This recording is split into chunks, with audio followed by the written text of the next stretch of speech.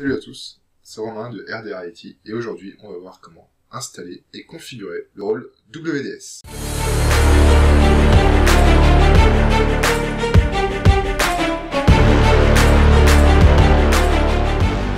J'ai déjà fait une vidéo sur le sujet où je ne parle pas et aujourd'hui je vous propose de la faire avec les commentaires. Alors qu'est-ce qu'on va voir dans cette vidéo? Je vais d'abord vous présenter un peu le fonctionnement de WDS et qu'est-ce que c'est surtout. Ensuite je vais vous expliquer comment installer le rôle WDS, comme tous les rôles Windows, c'est pas compliqué. Et on va ensuite passer à la configuration du rôle WDS. On va ajouter une image de démarrage et une image d'installation.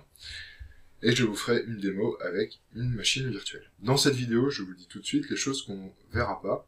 Ça fera le sujet d'autres vidéos. On ne verra pas la capture d'une image et je ne vais pas non plus vous expliquer comment faire un fichier de réponse dans cette vidéo. Toutes ces informations-là, vous les avez déjà sur le site à travers différents tutoriels. Si vous avez des questions, n'hésitez pas à venir me les poser sur le forum. Je me ferai un plaisir de vous y répondre. Voici l'environnement dans lequel je vais vous faire la vidéo. On va avoir un serveur contrôleur de domaine Active Directory avec le rôle DHCP. Vous avez besoin d'avoir un serveur DHCP pour pouvoir utiliser WDS. Ça, c'est un des prérequis. Je vais utiliser un serveur Windows vierge. Il est juste joint au domaine avec deux partitions, la partition système et une partition où je vais stocker les fichiers WDS, notamment les images. Et afin de pouvoir mettre les images de démarrage et d'installation, il vous faut au moins un ISO Windows. WDS, c'est quoi ? Alors si vous souhaitez passer cette partie, vous avez les timecodes sous la vidéo, vous pouvez tout de suite aller à l'installation ou à la configuration. Pour ceux qui découvrent, je vais vous expliquer qu'est-ce que WDS. Alors WDS, c'est un rôle intégré à Windows Server, dans toutes ses versions, standard ou data center, qui vous permet, entre guillemets, deux choses. Il permet surtout d'avoir un environnement PXE, c'est-à-dire de répondre aux ordinateurs qui vont démarrer sur le réseau. Dans l'ordre de boot, sur un ordinateur, vous pouvez démarrer sur un CD, les disques locaux, et les cartes réseau. Et quand on démarre sur le réseau, il faut deux choses. Il faut un serveur DHCP qui va répondre à la requête DHCP et un serveur PXE qui va répondre aux requêtes PXE. Et voici ce que permet de faire WDS. Contrairement si vous avez déjà utilisé MDT, MDT ne permet pas aux ordinateurs de démarrer sur le réseau, il n'y a pas de serveur TFTP. La deuxième chose qui permet, c'est de déployer une image Windows par le réseau. Alors maintenant on va voir un diagramme rapidement sur le fonctionnement du démarrage réseau et WDS. Donc vous avez les trois serveurs qui sont représentés, le contrôleur de domaine, le serveur WDS et un ordinateur. Qu'est-ce qui se passe au démarrage? L'ordinateur va communiquer avec le serveur DHCP, on va avoir une requête, une transaction DHCP, il va récupérer une adresse, il va ensuite pouvoir aller communiquer avec le serveur WDS, où là il va télécharger un environnement léger qui va lui permettre ensuite de naviguer sur le serveur WDS. On va dans un premier temps télécharger un mini environnement qui va nous permettre de choisir quelle image on veut. On va sélectionner notre image de démarrage et ensuite on va arriver sur l'assistant que vous connaissez certainement qui est celui de l'installation de Windows où vous pourrez ensuite choisir l'image d'installation sur votre serveur WDS. Et ensuite notre ordinateur va télécharger le Windows et l'installer en local. On va maintenant passer à la pratique avec l'installation. Je suis sur mon serveur qui va devenir serveur WDS, donc il est déjà nommé, il est dans le domaine et il a une adresse IP fixe. Il est prêt pour l'installation de WDS. Comme tous les rôles Windows, on va passer par l'assistant d'installation que vous trouverez depuis le gestionnaire de serveur, soit depuis le tableau de bord ou en passant par gérer et ensuite en cliquant sur ajouter des rôles et des fonctionnalités. Si vous regardez les vidéos, vous commencez à avoir l'habitude, vous passez la première partie de l'assistant en cliquant sur suivant. C'est une installation basée sur un rôle et une fonctionnalité. On sélectionne le serveur local, on clique sur suivant, et ici, on va venir chercher le rôle Windows Deployment Services. Alors, ne cherchez pas WDS dans la description, il se nomme pas comme ça, il faut aller chercher Service de déploiement Windows. Vous cochez la case, vous ajoutez les fonctionnalités, et ensuite vous cliquez sur suivant. Aucune fonctionnalité installée. Ici, vous avez un résumé de WDS avec ses prérequis. Je vous laisserai le lire si vous voulez. Ici, vous laissez les deux services de rôle, vous cliquez sur suivant, et ensuite vous cliquez sur installer. Le temps d'installation va dépendre de votre serveur. Pendant ce temps-là, vous pouvez aller prendre un café. Moi, je vous dis à tout de suite. Le rôle est installé, vous n'avez plus qu'à fermer l'assistant en cliquant sur fermer. On va maintenant passer à la configuration de WDS. Pour le moment, il est installé, mais totalement non fonctionnel. Pour le configurer, là, vous n'avez pas d'assistant dans la zone de notification quelque chose qui vous dit je dois être configuré, ça va se faire au lancement de la console WDS que vous trouverez dans outils et services de déploiement Windows. Voilà, la console est ouverte et on va maintenant passer à sa configuration. Comme vous pouvez le voir ici, il est non configuré. Vous faites un clic droit dessus et vous faites configurer le serveur. On a juste à suivre un assistant pour la configuration. Il n'y a rien de compliqué, juste quelques petites subtilités que je vais tenter de vous expliquer dans cette vidéo. Vous passez la première étape de l'assistant, comme à peu près à chaque fois sur Windows. C'est une nouveauté arrivée avec Windows 2016. On peut installer un serveur WDS hors Active Directory. Là, vu que je suis dans un environnement Active Directory, je vais le laisser intégrer à l'Active Directory. Ici, je vais indiquer l'emplacement où les fichiers de WDS vont être stockés. J'ai une deuxième partition qui s'appelle D, donc je vais le faire installer dessus. Je clique sur suivant. La réponse au serveur PXE, un des premiers paramètres à configurer. Vous pouvez choisir la façon dont WDS va répondre aux ordinateurs. Alors si vous laissez la première option, en fait il va répondre à personne, donc votre serveur ne va pas servir à grand chose. Vous pouvez choisir de répondre seulement aux ordinateurs ou aux clients connus. Donc là ce qui va se passer, c'est qu'il va lire l'adresse MAC en gros de l'ordinateur qui le contacte, et s'il le trouve dans l'annuaire Active Directory, il va lui répondre. Si vous faites ça, ça implique de créer auparavant tous vos ordinateurs dans l'Active Directory, ce qui n'est pas forcément pratique. Donc ce que je vous conseille de faire, c'est de cocher répondre à tous les ordinateurs clients connus et inconnus. Alors là, c'est en fonction du niveau de sécurité que vous voulez mettre au niveau du service, vous pouvez exiger l'approbation d'un administrateur pour les clients inconnus. C'est-à-dire que si vous venez de recevoir un ordinateur et vous voulez déployer votre image Windows dessus, quand vous allez booter sur le PXE, en fait, il va télécharger l'environnement et il va être en attente. Et là, vous allez devoir aller sur la console WDS pour dire « J'autorise le démarrage pour cet ordinateur ». Donc là, je vous laisse voir et juger de ce que vous souhaitez. Après, vous pourrez revenir modifier cette configuration par la suite. Vous cliquez sur suivant. Donc là, il va copier directement les fichiers de configuration dans le dossier qu'on a indiqué tout à l'heure. On peut aller le voir tout de suite. On peut voir que le dossier Remote Install a été créé avec une arborescence dedans. L'installation est terminée et là, ce qu'il vous propose, c'est d'ajouter des images au serveur NAT. Je vais décocher, on va d'abord aller voir les propriétés du serveur et on verra comment lancer les assistants pour ajouter les images nous-mêmes. Vous cliquez sur terminer. Donc là, vous pouvez voir que le serveur est passé en vert et donc fonctionnel. Et surtout en état configuré. Vous avez accès à plusieurs dossiers. Les images d'installation. Donc ici, ça va regrouper toutes vos images Windows que vous allez déployer, que ce soit du Windows 10, du Windows 7, du serveur. Vous pouvez créer des groupes pour les ranger. Les images de démarrage. Donc là, c'est les environnements WinPE qui vont être utilisés pour faire les installations et les captures. Si vous utilisez MDT, vous pouvez venir ajouter ici. Ici, vous aurez les périphériques en attente si vous avez activé l'approbation transmission multidiffusion.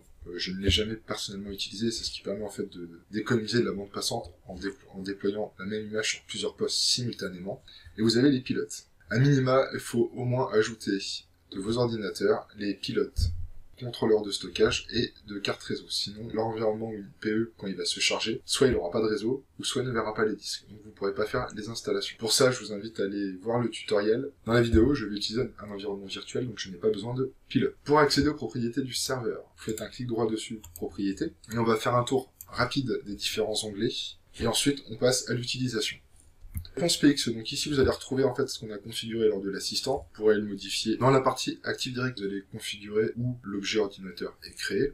Dans la partie démarrer, vous avez plusieurs choses que vous serez certainement amené à modifier. Alors la première chose, c'est exiger d'appuyer sur F12 pour le démarrage PXE. Ça c'est une sécurité. Si une personne a démarré par erreur en PXE, s'il appuie pas sur F12, en fait, ça va annuler le boot PXE et il démarrera normalement sur son ordinateur. Je vous conseille de pas trop y toucher. Vous pouvez ici configurer les images de démarrage par défaut. Bon, alors là, on n'a pas d'image, donc il n'y a rien à configurer. Voilà. Dans la partie client, dans l'onglet client, vous avez plusieurs choses que vous pouvez configurer, notamment un fichier de réponse qui va vous permettre de réduire l'assistant de l'installation Windows. Vous pouvez aussi choisir ici de ne pas joindre les ordinateurs au domaine. Moi, ce que je vais faire, j'utilise plus WDS pour faire du déploiement d'images vierges.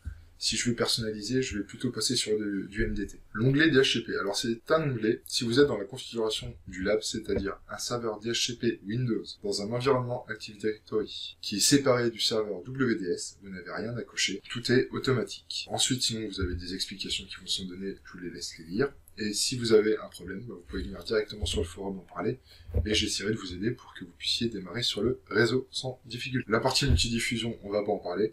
Dans la partie avancée, vous pouvez ici choisir ou non quel contrôleur de domaine contacter et l'autorisation de DHCP. Dans l'onglet réseau, on y touche rarement. Et la partie TFTP, pareil, normalement, vous n'avez rien à modifier ici, sauf en cas de problème. On va maintenant passer à la mise en place de nos images. Donc on va commencer par mettre une image de démarrage et ensuite une image d'installation. Pour l'image de démarrage, donc vous allez sur le dossier, vous faites un clic droit, soit dans la zone centrale ou sur image de démarrage, et vous faites ajouter une image de démarrage. Alors l'image de démarrage se base sur le fichier boot.vim que vous trouverez dans les ISO Windows, que ce soit serveur ou Windows 10. Vous cliquez sur parcourir, vous trouverez le fichier boot.vim dans le dossier source de votre ISO. Vous le sélectionnez et vous cliquez ensuite sur suivant. Ici, vous pouvez nommer l'image. Quand vous avez modifié le nom et la description, vous cliquez sur suivant.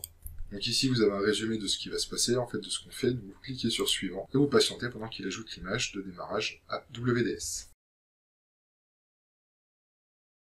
L'image est ajoutée, vous pouvez fermer l'assistant en cliquant sur terminer. Et on retrouve notre image de démarrage dans le dossier image de démarrage. Je vous montre dans cette vidéo, comme ça si vous êtes coincé, vous le saurez, comment créer une image de capture. Vous devez en fait vous baser sur une image de démarrage, faire un clic droit dessus et créer une image de capture. Là vous allez devoir nommer votre image, essayer de lui donner un autre nom, histoire que vous puissiez la reconnaître de votre image de démarrage plus facilement. Et vous cliquez ensuite sur parcourir. Et donc là, vous pouvez voir qu'en fait, on a l'impression que Windows attend qu'on vienne sélectionner un fichier, et en fait, c'est pas le cas. Vous devez indiquer l'emplacement où vous souhaitez sauvegarder votre image de capture. Donc, je vais la mettre dans le dossier Remote Install de WDS, et je vais la nommer tout de suite. Et vous nommez le fichier tel que vous souhaitez qu'il soit enregistré, et vous cliquez sur Ouvrir. C'est un bug qui est présent depuis l'apparition de WDS, qui n'a jamais été corrigé. Vous cliquez ensuite sur Suivant, et de notre image de démarrage, il va extraire une image de capture. Donc pour rappel, une image de capture, ça permet de faire un clone d'un ordinateur existant. Avec un prérequis, l'ordinateur que vous capturez doit avoir son volume Windows de préparer pour la capture avec l'outil Sysprep. Notre image de capture a été générée. Pour l'ajouter au serveur directement, vous pouvez cocher la case Ajouter une image au serveur et vous cliquez sur Terminer. On retrouve l'assistant qu'on avait tout à l'heure. Vous cliquez sur Suivant, Suivant. Vous patientez pendant l'intégration de l'image, sera disponible en tant qu'image de démarrage et elle sera à sélectionner quand vous voudrez capturer un ordinateur. On retrouve bien nos deux images. Ce qu'on va faire, c'est qu'on va la désactiver parce que pour cette vidéo, j'en ai pas besoin. Je fais un clic droit dessus et je clique sur désactiver. Donc celle-ci ne sera plus disponible. Maintenant, il nous manque une chose pour pouvoir utiliser notre serveur WDS, c'est une image d'installation. Une image d'installation, c'est une image d'un système d'exploitation Windows que l'on souhaite installer. Ici, on va intégrer une image Windows 10. Vous allez dans le dossier image d'installation. Alors là, ce que je vais faire, c'est pas une obligation. Moi, je le fais pour ranger mes images. Je crée toujours un groupe d'images par version du système d'exploitation. Donc ici, je vais créer un groupe Windows 10 dans laquelle je vais venir mettre toutes mes images Windows 10. On va maintenant ajouter l'image. Vous faites un clic droit, ajouter une image d'installation. Comme pour l'image de capture, il faut aller chercher un fichier qui se trouve sur les ISO Windows. Ce fichier, c'est le fichier install.vim. Depuis Windows 10, on a une petite surprise. Le format n'est plus au .vim, mais USD. Alors non, il ne suffit pas de prendre le fichier USD et d'essayer de l'intégrer, ça ne fonctionne pas. Il faut avant convertir l'image que vous souhaitez au format VIM. Il y a un tutoriel sur le site, je vous laisserai le consulter si vous êtes dans ce cas-là. Moi, je l'ai déjà préparé, j'ai extrait une image Windows 10 Pro de l'ESD. On va aller la chercher. Vous cliquez sur parcourir, je vais chercher mon image Windows 10, donc elle est ici, je la sélectionne et je clique sur ouvrir. Vous cliquez sur suivant, une fois que vous avez sélectionné l'image. Si vous avez plusieurs versions dans le même fichier d'installation, vous pouvez sélectionner les images que vous souhaitez intégrer. Donc ici, j'ai que Windows 10 Pro. Je laisse utiliser la description et le nom par défaut. Et maintenant, je valide l'intégration de mon image d'installation. Et là, maintenant, vous pouvez patienter. Donc ça prend un peu de temps parce qu'il va copier l'image au complet sur le serveur. Voilà, notre image d'installation est importée dans WDS. Vous cliquez sur Terminer pour fermer l'assistant et celle-ci s'affiche dans le dossier Windows 10. On va maintenant tester notre serveur avec le déploiement de Windows 10 sur une VM. J'ai une machine virtuelle qui est prête et elle est configurée pour démarrer sur le réseau, ici. Je vais donc démarrer ma machine virtuelle. Et donc ici, on peut voir la séquence où la machine essaye d'obtenir un bail DHCP. Une fois que vous allez obtenir votre adresse IP, il faut appuyer sur F12 pour démarrer, pour confirmer le démarrage PXE. Vous attendez que le message s'affiche. Donc là, j'appuie sur F12 et donc il va télécharger l'environnement PXE de boot. Ce que je vous conseille pour que ça fonctionne correctement, c'est de configurer quand même les options DHCP sur votre étendue, notamment à cause des BIOS UEFI, donc ça peut prendre beaucoup de temps et des fois ne pas fonctionner. J'ai fait un tutoriel sur ce sujet, je vous mets le lien également dans la description de cette vidéo. Lors de la réalisation de ce tutoriel, j'avais d'abord testé avec une machine en deuxième génération et elle n'a jamais voulu démarrer sur le réseau. Donc je suis passé sur une machine de génération 1 qui n'a pas de démarrage sécurisé. Par expérience en entreprise, on retrouve également ce problème entre les ordinateurs. Des fois ça marche, des fois ça marche pas. Par contre, une fois que vous configurez les options DHCP, ça fonctionne à tous les patientés pendant le téléchargement de l'image de démarrage. Et comme vous pouvez le voir, il vient chercher un fichier qui s'appelle boot.vim. Donc, comme vous pouvez le voir, le chargement ressemble beaucoup à celui qu'on aurait sur un CD, un DVD d'installation. En fait, c'est le même environnement, mais qui a été adapté pour être utilisé via le réseau. Comme pour l'installation de Planiso, vous allez d'abord sélectionner la langue, vous cliquez ensuite sur suivant, et là, il faut indiquer un compte autorisé à se connecter au serveur WDS. Ici, j'ai utilisé le compte administrateur du domaine, je valide. Une fois les identifiants validés, on arrive en fait sur la sélection des images de démarrage activées et disponibles. Vous la sélectionnez, puis vous cliquez sur suivant. C'est le même assistant qu'on va retrouver sur un ISO. Vous configurez le disque d'installation, et maintenant notre ordinateur va aller chercher l'image Windows 10 Pro sur le serveur via WDS. Voilà, vous savez maintenant comment déployer un ordinateur avec WDS. Dans une prochaine vidéo, je vous expliquerai comment installer et configurer MDT, et ensuite je vous expliquerai comment utiliser WDS et MDT ensemble. Si la vidéo vous a plu, je vous invite à vous abonner à la chaîne, à activer les notifications, comme ça vous serez au courant des prochaines vidéos, et je vous dis à bientôt.